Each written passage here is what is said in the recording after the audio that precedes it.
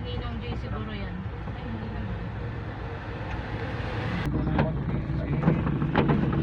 Wala na si Noraya.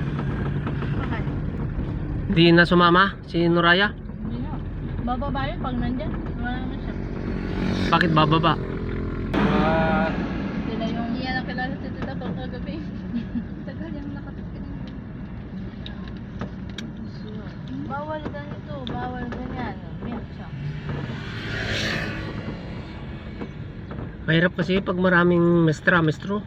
Sabi nga ni Pastor dun. Ay, Pastor dun. Niyapon dun. Sumobra kasi na. At, Nagkulong na ramid na yung pondo ano. sabi niya kasi tipid sila ng tipid. Di ako na lang. Yan. Mag-inquire. Bawat ganyan may swimming pool. Bawat yung cabin 5 isang gabi. Siyempre, pero malakas ang wifi. Yan. Eh, pang 4 person lang yan. Gusto na sana ni Ate Giselle.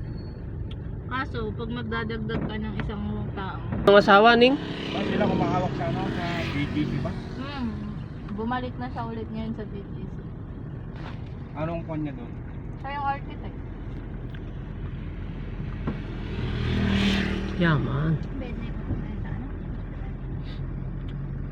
Yun nga din sabi niya pong Jun. Ano na?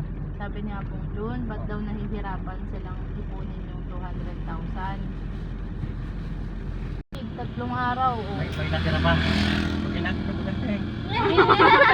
Ay, dito po yung naka-direkta po yun sa ano niya, sa veins niya. Yung na lang. yung ginaganon ng mga wala mo yung mga ginaganon ng mga nurse sa TikTok yun. O yung pinakon yung gerber niya. Sabi niya po yun.